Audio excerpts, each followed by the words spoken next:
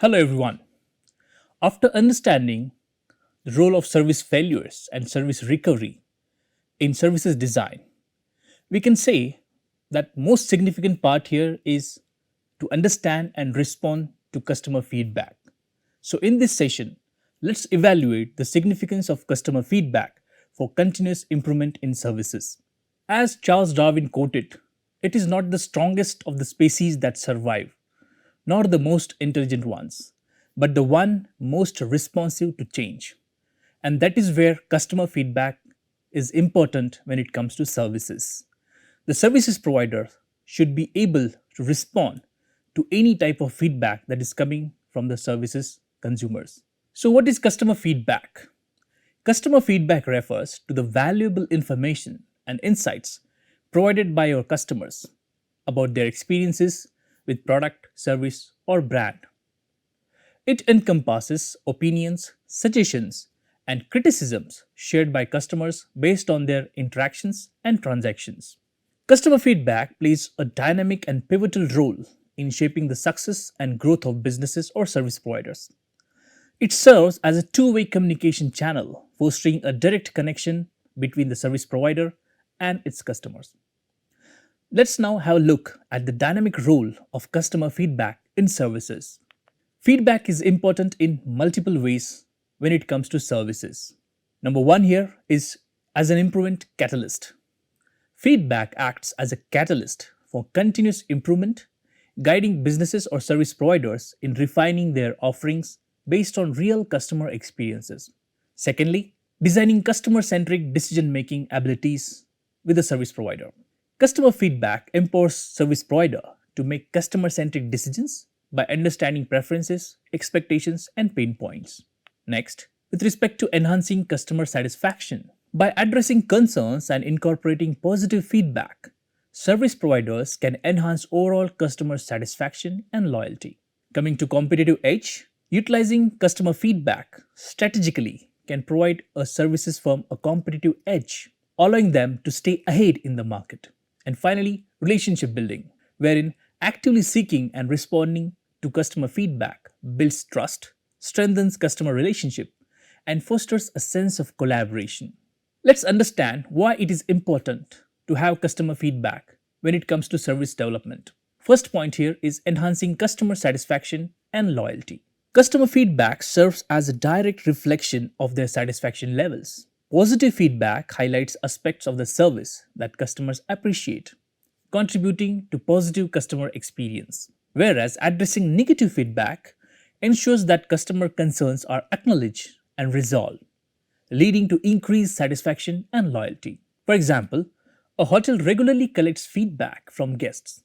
Positive comments about friendly staff and clean rooms contribute to enhanced satisfaction and the likelihood of guests returning.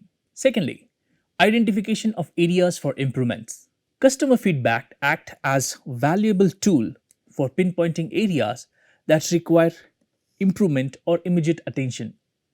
Identifying weaknesses or shortcomings allows service provider to proactively address issues, refine processes, and elevate the quality of services. For example, an e-commerce platform gathers feedback about the checkout process. If customers consistently report difficulties, the platform can streamline the process to enhance user experience. Next comes informing strategic business decisions. Customer feedback provides insights that inform strategic decision making. By understanding customer preferences, expectations, and emerging trends, service providers or businesses can align their strengths or strategies to better meet market demands and stay ahead of competitors. For example, an airline analyzes customer feedback to identify preferences for in flight services. This information influences strategic decisions such as menu offerings and entertainment choices to align with passenger expectations. The importance of these customer feedback for service development lies in its ability to enhance customer satisfaction, identify areas for improvement, and inform strategic decisions. Service providers that actively leverage customer feedback are better positioned to adapt to evolving customer needs, foster loyalty, and maintain a competitive edge in the market. Now let's understand what are the key objectives a service provider tends to achieve by addressing customer feedback. First here is assessment and benchmarking of service quality and performance. The objective is to answer the question, how satisfied are our customers? This includes learning about how well a firm has performed in comparison to its main competitors or in comparison to the previous year or quarter or month. Whether investments in certain service aspects have paid off in terms of customer satisfaction and where the firm wants to be the following year. Second objective deals with customer driven learning and improvements. Here, the objective is to answer the questions like what makes our customer happy or unhappy, and what are the strengths we want to cement and the weaknesses we need to improve on. More specific or detailed information on processes and products is required to guide a firm's service improvement efforts. Third objective can be creating a customer oriented service culture. This objective is concerned with bringing the voice of the customer into an organization or service provider, focusing the organization on customer needs and customer satisfaction, and rallying the entire organization toward a service quality culture. It includes fostering a culture of continuous improvement and change. We must understand that feedback tool selection is dependent on two things: types of measure and collection tools and characteristics. First, let's understand types of measures. Service quality is a fundamental aspect that we want to take feedback from our customers. Service quality can be measured with two types of measurements. First are soft measures. This involves, or these kind of measures provide direction, guidance, and feedback to employees on how to achieve customer satisfaction, and they can be quantified by measuring customer perceptions and beliefs. Second type of measures for service quality are known as hard measures, typically process activities and outcomes that can be counted, timed, or measured. For example, uptime, service response times, and failure rates, and so on. These are some examples of hard measures. Then comes the question of choosing the right feedback collection tool. As documented by Witts and Lovelock, there are different types of collection tools that we can have. This includes total market survey, annual survey on overall satisfaction, transactional survey, service feedback cards and messages, mystery shopping, unsolicited feedback, focus group discussions, service reviews, and online reviews and discussions. Let's understand these customer feedback collection tools in detail one by one. First here is total market survey and annual satisfaction surveys. These type of tools typically measure satisfaction with all major customer service processes and products. The level of measurement is usually high, with the objective of obtaining a global index, or let's say indicator of overall service satisfaction for the entire firm and not just the specific process. Overall indices such as these tell us how satisfied customers are, but not why they are happy or unhappy. There are limits to the number of questions that can be asked about each individual process or product. For instance, a typical retail bank, with its multitude of customer service processes spanning from car loan amplifications and teller assisted cash deposits to online banking, may have 30-50 such key processes. Due to the extensive range of processes, many surveys are constrained to include only one or two questions per process. For example, assessing satisfaction with ATM services. This makes it difficult or challenging to address issues in more comprehensive detail. Next type of feedback collection tool are called as transactional surveys. Transactional surveys, also called intercept surveys, are typically conducted after customers have completed a specific transaction. For example, a bank. The survey could encompass all essential attributes and facets related to ATM services only, incorporating open-ended questions like preferred aspects, least preferred aspects, and even suggestions for improvement. This type of feedback is more actionable and provides the firm with insights into the specific reasons behind customer satisfaction or dissatisfaction with the service. Then comes third type of tools, which are called as service feedback cards and messages. These are powerful and inexpensive tools which involves providing customers the opportunity to use either of these, like feedback cards, online forms, email, text messaging, or even applications. For instance, a feedback card could be affixed to every housing loan approval letter or attached to each hospital invoice.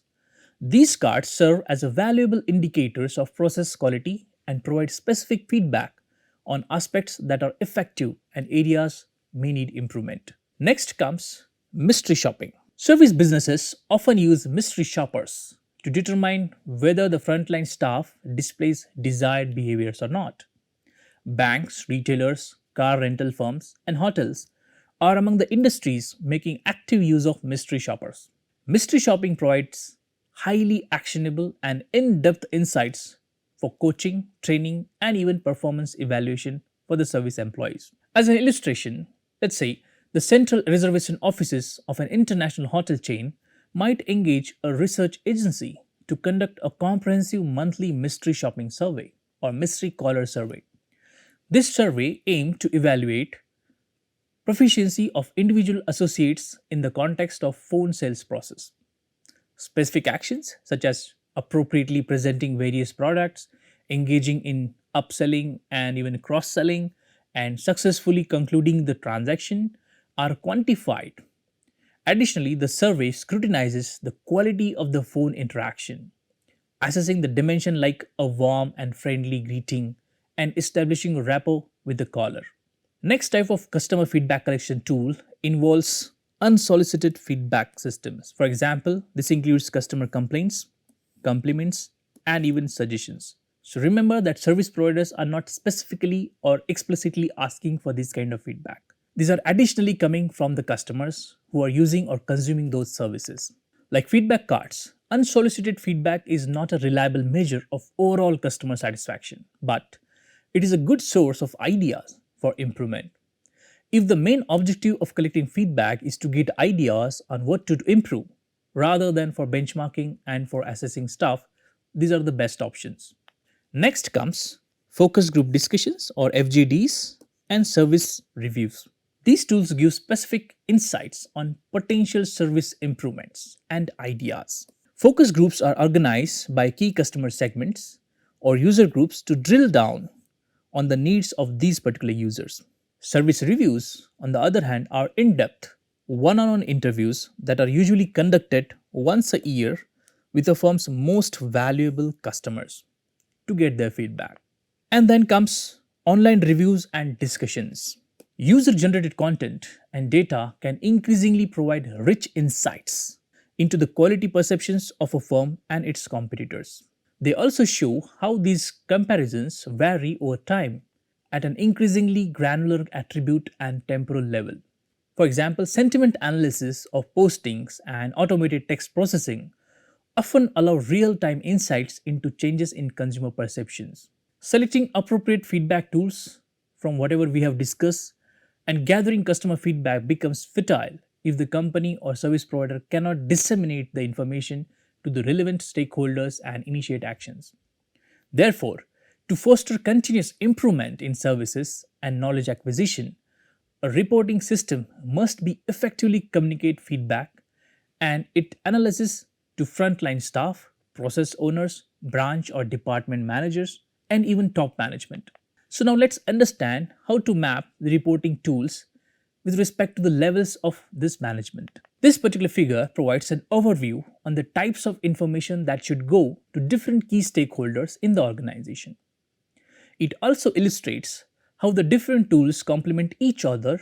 For example, the top level tools provide the benchmarking over time and against competition, and the lower level tools helps to identify which ratings go up or down and generate insights and ideas on how the service can be improved. Now let's discuss how to choose between the which is the best tool to collect customer feedback. This is based on three criteria. First, tailoring tools to business objectives. Number two, considering customer demographics and preferences. And thirdly, a service provider must try to balance quantitative and qualitative feedback. Let's discuss these criteria in detail. Number one, selecting a feedback tool should align with the specific objective and goals of the business or service provider. Different tools cater to distinct purposes, such as measuring overall satisfaction, identifying areas for improvement, or gauging specific aspects like product features or customer service. For example, If the primary goal is to enhance online customer experience, tools like website surveys or live chat feedback might be more relevant than other tools. Secondly, understanding the demographic profile and preferences of the target audience. This is crucial when choosing a feedback tool. Various customer segments may respond differently to different types of surveys or feedback methods. For instance, younger audiences might prefer mobile app surveys, while older demographics might be more comfortable with traditional email surveys. Considering these preferences, ensure that there is a higher response rate and more accurate insights as well. Finally, it's important to strike the balance between quantitative and qualitative feedback. Quantitative data, such as numerical ratings or scores, provides measurable insights into overall satisfaction levels. On the other hand, qualitative feedback obtained through, let's say, open ended questions or FGDs or comments offers in depth insights into the reasons behind the ratings. A well balanced approach ensures a nuanced understanding of customer experiences, allowing service providers to address both broad trends and specific issues as well. While implementing or using these feedback tools, service provider can face a lot of challenges and there are solutions to address those challenges as well. Let's discuss these in detail. The first challenge here is with respect to low response rate to the surveys or feedback tools, and the solution is incentivize. For example, encountering a low response rate is a common challenge in feedback collection. Customers may be hesitant to participate in surveys or provide their opinions, leading to incomplete or insufficient data. Now, what the impact does this particular challenge have? Low response rates can result in skewed and unreliable insights, hindering the ability to make accurate assessment of customer experiences. So, what is the solution for this? Solution is incentivizing feedback participation. Offering incentives such as discounts, loyalty points, or exclusive access can motivate customers to participate in feedback surveys. Incentives increase response rates, ensuring a more representative sample and comprehensive insights into customer experiences. Second challenge deals with biased responses. Bias in responses may occur when customers with particularly positive or negative experiences are more motivated to provide feedback, leading to an unrepresentative sample. What impact does this challenge have? Biased responses can distort the overall perception of service quality, making it challenging to address issues effectively. Then what is the solution for this? Solution is to implement anonymity for honest responses. Ensuring anonymity in feedback surveys encourages customers to provide honest opinions without fear of repercussions. Anonymity fosters transparency, enabling organizations or service providers to receive genuine feedback that reflects customers' true sentiments. Third challenge service provider might face is with respect to negative feedback handling. Handling negative feedback requires a delicate approach. Some organizations may struggle with appropriately managing and responding to criticism, potentially damaging customer relationships. What impact does this challenge have? Inadequate handling of negative feedback can exacerbate customer dissatisfaction and tarnish the company's or service provider's reputation. What is the solution then? Solution is to develop robust response management protocols. Establishing clear protocols for handling feedback, especially negative comments, is essential. This involves timely responses, resolution processes, and when necessary, escalation procedures. Robust response management protocols demonstrate a commitment to addressing customer concerns, rebuilding trust, and preventing potential reputational damage. So, in summary, addressing these challenges in feedback collection involves incentivizing participation, ensuring anonymity for honest responses, and implementing robust response management protocols. These solutions enhance the reliability of collected feedback and empower service providers to make informed decisions for services improvement. Now, let's understand how the customer feedback system works in services with the case of Amazon. Let's have a look at Amazon's customer reviews shaping product offerings. Amazon, a global e commerce giant, has revolutionized the retail industry by leveraging customer feedback through its extensive review system. The company places a significant emphasis on customer reviews as a valuable source of insights to enhance the overall shopping experience. Amazon works on two elements or factors. First, their own platform that allows customer to leave detailed reviews and ratings for products they have. These reviews cover various aspects such as product quality, features, packaging, and overall satisfaction. This review collection platform is assisted with data driven decision making.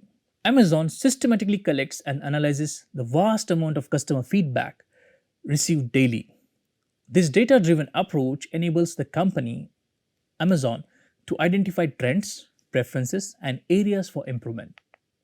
So, what are the key elements Amazon use to utilize these customer reviews as a feedback tool?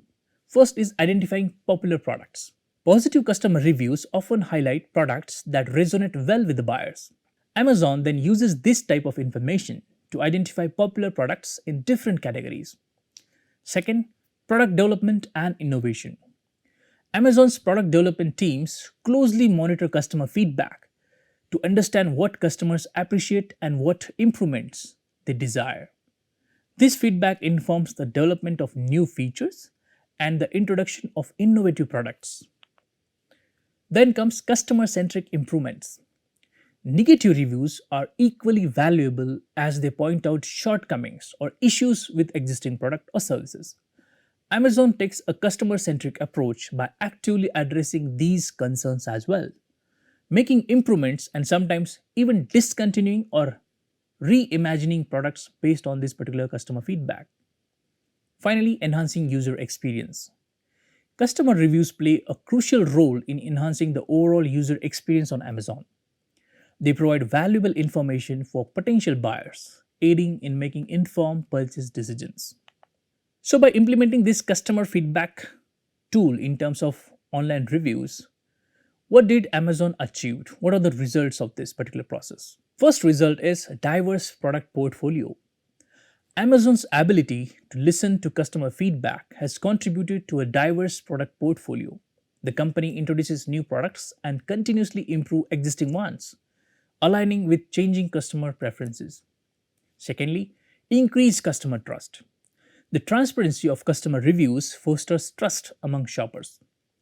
Positive reviews build confidence in product quality, while the company's responsiveness to negative feedback demonstrates a commitment to customer satisfaction. Then comes competitive advantage. Amazon's focus on customer feedback has become a key differentiator. The company's responsiveness to customer preferences and quick adaptation to market trends contribute to maintaining a competitive edge in the e commerce industry. So, Amazon's case exemplifies how a systematic and data driven approach to customer feedback can shape product offerings, drive innovation, and enhance overall customer satisfaction. The continuous loop of collecting, analyzing, and acting upon customer reviews positions Amazon as a customer centric leader in the global retail landscape.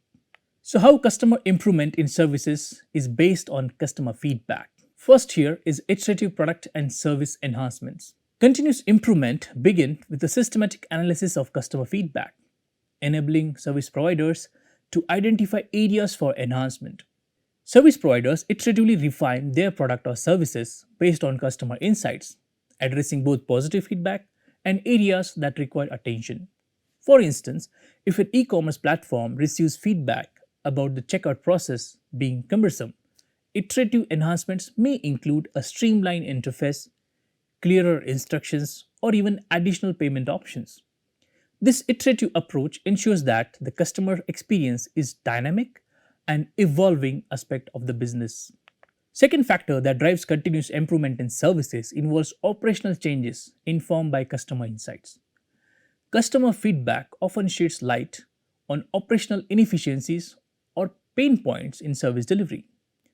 Service providers leverage this valuable information to make operational changes that directly impact the customer experience. For example, a hotel receiving feedback about slow check in processes may implement operational changes such as investing in technology for faster check ins or optimizing staff allocation during peak hours. By aligning operations with customer expectations, service providers can streamline processes, reduce friction, and enhance overall service efficiency. Lastly, long term impact on brand image and customer relationships. Continuous improvements based on customer feedback has a profound long term impact on brand image and customer relationships. When customers observe that their feedback is actively considered and results in positive changes, it fosters trust and loyalty. A company that consistently demonstrates responsiveness to customer needs builds a positive brand image, creating a lasting impression. Over time, this contributes to strong customer relationships, repeat businesses, and positive word of mouth marketing. Moreover, the transparency in addressing feedback reinforces the brand's commitment to customer satisfaction. In essence, the process of continuous improvement in services is fueled by customer feedback that involves a dynamic cycle of refinement, operational adjustment, and the cultivation of strong customer relationships. Organizations or service providers that embrace this iterative approach position themselves for sustained success, customer loyalty, and a positive brand reputation in the market. Let's hear what Professor Witz has to say when it comes to customer feedback systems and how to design effective customer feedback systems through his interview, which is there in this video. Have a look at this. We are with Professor Jochen Wirtz. And Jochen, one of the themes you've always talked about is the importance of getting close to your customer, listening to your customer, and then taking what you learn from your customer and getting everybody in the organization to listen on it and act on it too. So these customer feedback systems or feed-forward systems, you're one of the world's leading experts. Tell us what are the key points we need to have in mind about this. Yeah, let me start with a quote from Jack Welch, the former CEO of GE. Yeah. And he said something to the effect, our competitive advantage is really two things. Number one, we listen better and faster to our customers than the competition. And the second is we are faster at translating that learning into action, into improved products and solutions, right? Clear. So we are better at listening, we are better and faster at implementing. So we run faster than competition, right? But then you contrast this to what Steve Jobs said. He said, look, I don't do customer focus groups. Customers don't know. And Henry Ford is famous for this quote. He said, if I had asked customers what they want, they would have said a faster horse, right? So who is right? And meanwhile, he's building a car. He's building a car. So who is right, right? GE or Apple here in this case, yeah? And of course, both are right, yes? If you are working on an absolute breakthrough innovation that doesn't exist yet, your customers wouldn't be able to tell you. Like putting 1,000 songs into your pocket with an iPod. Yeah. How do they know how they will use this and what they like about it and Or what they even don't that like it's about possible. it? Yeah, absolutely, right? But on the other hand, if customers already use something, every customer will be able to tell you what do I like about it, what do I love about it, and what don't I like about it, right? Good. So then you know what you need to do to cement the strengths of what you have, but to also work on the weaknesses. Yeah? Okay. So both are right. So it's very important when you think about feedback systems, what are your objectives? What do you want to do with it, right? And so most feedback systems are really here to do continuous improvement, continuous learning. They're not here to do the next breakthrough innovation. That you have to do in your own think tanks and outside of a feedback system. Okay. A feedback system listens to existing customers about existing processes and products and services you have out there, and they can tell you what they love and don't like about it. Clear. Yeah, so there are a number of sort of objectives even in that space. Number one is I want to improve. Number two is I want to benchmark. Yes, benchmark means against competition, over time, against teams, across processes. Right? I want to compare something here. It could also be I want to bring the voice of the customer inside the organization to have a more customer-centric organization.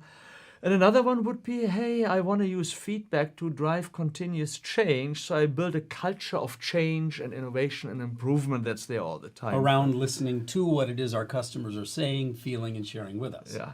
The latter two, the culture for change and customer centricity, any feedback tool can achieve that. Okay. But the first two, the to improve and to benchmark, require very different tools, and most companies get that wrong. Yeah. Give an example, there's a customer satisfaction index of Singapore, or you have a customer satisfaction index or net promoter score or something like this in your organization, right? what these tools do, they're representative and they're reliable. Right? Which means I can use them for benchmarking. Yeah? So I can tell I'm better than competition. I put all this money into training and now these processes work better, or this team is working better than that team. So I can allocate bonuses, I can measure KPIs and so on. So this is what I can do with the satisfaction index. Yes, but what it does do, it basically measures temperature. How good am I? How happy are my It customers? doesn't tell me where to change or how to improve. It doesn't tell me why did I improve, how do I improve further, and so it doesn't tell me that, right? And other objectives, let's say like complaint content analysis, compliment content analysis, they give you very specific feedback on what is it your customers love about you, what is it your customers don't like about you, right? So it helps you really understanding strengths and weaknesses, but it's not representative and reliable. Yeah, because it's only you're very happy and It's you're very anecdotal unhappy. Yeah. and it has an emotional component. Yeah, so many reasons. So I always give I have sort of two cute sort of anecdotes here on what do I use for what, or why do I need, let's say, representative and reliable. And I give one example. Was many years ago, early days of internet. I booked a rental car in Marseille at the airport, a credit card guaranteed, had the car for a week, returned it, and the invoice was much higher than my guarantee. So I tried to argue with the counter staff, but they are French. They don't care. Yes, they.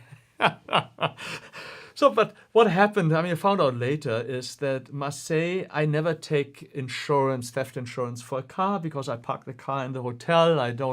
So I don't need it. But in Marseille, because there's so much car theft, you don't get a car unless you have theft insurance. So although I clicked no, but the booking engine clicked yes, right? Plus, there were some airport surcharges that were specific to Marseille. They were all, so I mean, And you ended up with a higher price. yeah, and so I mean, I ask my students always, so how many complaints do I need to get to understand that there's something wrong with the booking engine for the Marseille airport? Yeah, I need one only. So forget about representative and reliable. One single comment can point you to a breakdown in a process. For a specific area in need of Yeah. immediate improvement. Yeah, even if you get a complaint about the call center staff. Today, everyone records calls, so you can listen back and look, is this customer unreasonable, or did my staff have a bad day? Or this staff overall not performing very well? I can listen into different days, right? So I mean, all I want to say is this representative and reliable is not really needed for the to improve. One data point can help me. Got it. So to benchmark, then I can use that kind of an index, but for an incremental anecdotal ability to improve, I really only need to be listening to one. Yeah, I mean, for the benchmark, let me give you another story. I was working with one of the big companies in Singapore. So they have retail shops, service centers, and we were doing what they called key market indicators, where we measured customer satisfaction, some other data. And so every 3 months I had a presentation. There was director retailing, director customer service, the shop managers, the managers of the service centers, and I present satisfaction levels. And so I go, let's say, Ron, congratulations, your shop is top within the company and outperformed the competitor benchmark shops. Congratulations. So how do you feel, Ron? Well, I feel fine. So fantastic. Say, hey, boss, did you hear, right? Let's talk bonus, let's talk promotion here, right? But then I talked to another shop manager. Says, look, you know what happened? You're at the bottom of the company. You're outperformed by your competitors. So how do you think these shop managers will respond? And initially, honestly, no one bought into the data. The first objective they asked is, hey, Jochen, when did you collect the data? How did you collect We're the going data? to argue with the instrument and the deployment of it. And then you tell them, say, oh yeah, this week, of course, this week, we had this fantastic promotion. The queue was wrapping around the shop. Of course, they were not happy. But did you see my sales? So what do you want, sales or satisfaction, right? So if you are not representative and reliable in your data, and people can plug hole in the numbers, holes into the numbers you have, this whole instrument is useless. So if either data point is not reliable, you can't say anything about the comparison over time across units or anything, right? So for this company, we built a very robust methodology that everyone was measured during the same time. We had the shifts, 50% during the week, 50% weekends, 25% morning shift, 25% afternoon shift, 50% evening shift. So the design of this whole instrument had to be for representative and reliable. Absolutely. So what I'm telling my clients always, if your objective is to improve, I can give you a very cheap one-page thing, and that I do with everyone, is the 3 things you like best about me, the 3 things you like least about me, and the 3 things you would like me to focus on to improve. And you do a very simple frequency count, and you sit with your team, you cement the strengths, you understand what you do really, really well, and make sure you continue this. And then you look at, okay, on the weak points, the top 2, 3 like least, what can we do about Let's them? work on them now. Yes. And make sure next time they're not there. So I always try to take companies the fear away. Feedback system can be very simple and practical. It can And be very low effective cost. for being able to produce improvements. Yes, absolutely right. And maybe a last point I want to say is what I find very effective for feedback. It makes improvements impersonal. It's not anymore I say. Because usually it's customer service that deals in all the organizations with all the problems. But rarely they're the cause of the problems. The cause is very often IT. Something further up the chain that would cause the design or the delivery, the execution. It's risk management, it's finance, it's operations, God knows, right? So what you then do is you have the complaints, but you have no power over redesigning that process, right? And what you do now with the feedback is not anymore I saying, I telling. Let me show you what our customers are This saying. is what the customers are saying. You know, and one of the big companies in Singapore I know and work with, they have the CEO sit with the SVPs every week, and where they discuss these comments, and it's a cross-functional team that then looks on how to fix these things. I'll give you one example, right? They had customers that were with them for many, many years. For whatever reason, health problems, unemployment, whatever, they were not able to pay the bill anymore. But finance had sold these invoices to a collection agency who then mercilessly, of course, collects this money. But that created a lot of unhappiness with the customer base. I've been your customer for 15 years and now you send me debt collectors, right? So what they do now is before they sell an invoice, they look what happens here, maybe even call the customer. And if there's a health issue, maybe even you write off the bill. This is how you create goodwill. You don't want to punish a customer who has been with you forever because they ran into trouble, right? So I mean, these are some of the solutions that come out and you only can do in a cross-functional part, and you can only make it objective and less personal by saying, this is a customer problem. How can we, as a team, as a company, fix that? So you've made a very clear differentiation between 2 different components of a feedback system. And what I understand is you're recommending both? Well, I mean, depending where you are on this journey. If you're a world-class company, of course you do the benchmarking. If you want to incentivize anything to do with customer service, customer satisfaction, right, you need to have the benchmarking, which then means a bit more money, a bit more expensive, right? But having said that, many companies now buy third-party solutions. So if you think of the hospitality, for a few $100s, you get a complete analysis on a per-property basis. Metrics, So there are complete solutions out there. It doesn't always have to be expensive. But if you do it in-house and you do questionnaires and B2B often tends and to it be... has to be credible and reliable because you're going to tie performance bonuses to it, etc. But I mean, when I work with clients, I always tell them, look, very often they kindly have pages and pages of interview questions. I usually tell them, look, separate your objectives very clearly. You ask maybe 3 questions on the satisfaction. I always ask them that I capture share of wallet, share of heart, right? Or behavioral loyalty, attitudinal loyalty. It's like, how satisfied are you with me? Will you buy again? Will you recommend me? Done. And index and done. And it's a very short question. Yeah. And I use this as my index, and I can then allocate this to product lines, to processes, to teams, to units, right? But then the like best, like least type of thing, I don't even ask a central unit to do this. I ask the teams, and if you ask your customers yourself, send them an email, get it back. So I'm vice dean at the business school. I ask my team, ask the current class, like best, like least, you understand what you're doing right and where we can do better, right? So it can be cheap and cheerful. Very good. Cheap and cheerful and highly effective customer feedback systems. Thank you again for another master class with Professor Jochen Wirtz. Thank you, Ron.